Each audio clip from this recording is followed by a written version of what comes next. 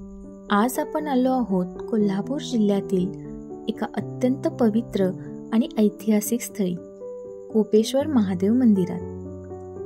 कृष्णा नदीच्या काठी वसलेलं हे मंदिर प्राचीन वास्तुकलेचं एक अप्रतिम उदाहरण आहे.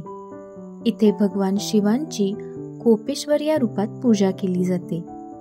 मंदिराची रचना, त्यातील कोरीव काम आणि शांततेनं भरलेलं वातावरण हे सगळंच आपल्याला आध्यात्मिक अनुभव देऊन जातं. चला तर मग या मंदिराचा इतिहास, वास्तुशिल्प आणि धार्मिक महत्त्व जाणून घेऊया. नमस्कार, मी रोहिणी तुम्हा सर्वांचे आपल्या यूट्यूब चॅनेलवर मनापासून स्वागत करते.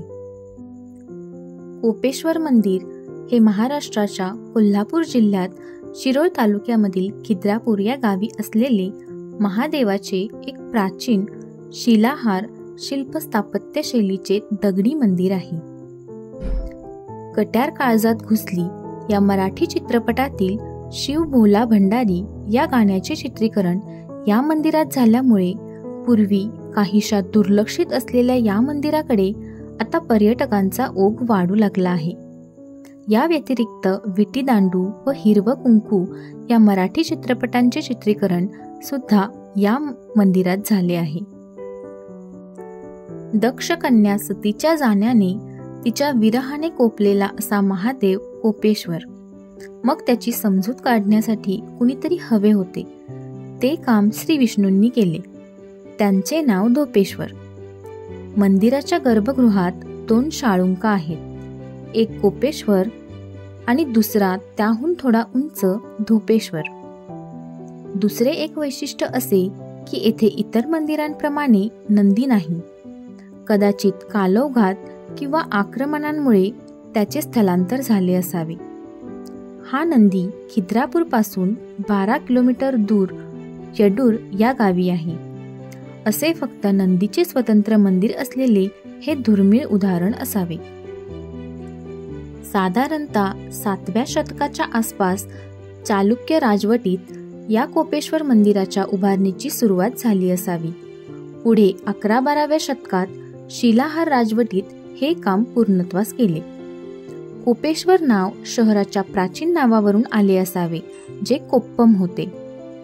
औरंगजेबाचा मिरज येथे सैन्यतळ असताना त्याच्या आज्ञेने या मंदिरातील शिल्पांची मोठ्या प्रमाणावर मोडतोड करण्यात आली. तरीही आज अस्तित्वात असलेल्या शिल्पांचे सौंदर्य डोळ्यात भरण्यासारखे आहे. देवळाबाहेर 48 खांबांवर तोललेला एक मंडप आहे. याला स्वर्ग मंडप म्हणतात. स्वर्ग मंडपात आपण प्रवेश करतो तेव्हा तो गोलाकार उघडून आकाशाला भिडलेला असतो. आकाशाकडे पाहून मंत्रमुग्ध होऊन स्वर्गाकडे पाहण्याची अनुभूती येते. स्वर्ग मंडपाच्या परिघात आपल्याला गणपती, कार्तिकेय स्वामी, भगवान कुबेर, भगवान यमराज, भगवान इंद्र इत्यादींच्या सुंदर कोरीव मूर्ती तसेच त्यांचे वाहक प्राणी जसे मोर, उंदीर, हत्ती इत्यादी दिसतात. जर आपण केंद्रस्थानी उभे राहिलो तर स्वर्ग मंडपातील सभा मंडपाच्या प्रवेशद्वाराच्या डाव्या हाताच्या भिंतीवर आपल्याला ब्रह्मदेवाच्या मूर्ती दिसतात. मध्यभागी आपण गर्भगृहात स्थित कोपेश्वर शिवलिंग पाहू शकतो आणि उजव्या हाताच्या भिंतीकडे आपण भगवान विष्णूंची सुंदर कोरीव मूर्ती पाहू शकतो. त्यामुळे एका नजरेत आपण त्रिदेव ब्रह्मा, महेश, विष्णू पाहू शकतो. मुख्य मंडपापासून किंचित विलग असलेला खुला मंडप, आच्छादित मंडप, अंतराळ आणि गर्भगृह असे कोपेश्वर मंदिराचे विभाजन आहे. खुला मंडप म्हणजे स्वर्ग मंडप, नंतर आच्छादित मंडप आहे.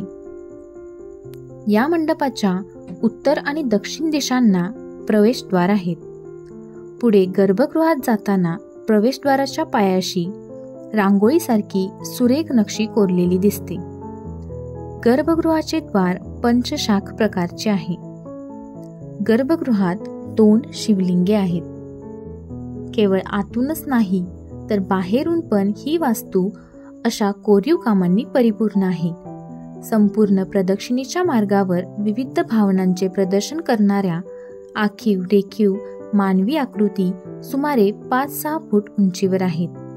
मंदिराच्या पायाजवळ सर्व बाजूंनी हत्ती कोरलेले आहेत। या मंदिरावरील सुरसुंदरी शिल्पे विशेष प्रसिद्ध आहेत। तर मंडळी, हे होतं कोपेश्वर महादेव मंदिराचं एक सुंदर दर्शन। इथलं पवित्र वातावरण, ऐतिहासिक वास्तुकला आणि आध्यात्मिक शांतता मनाला भारावून टाकते।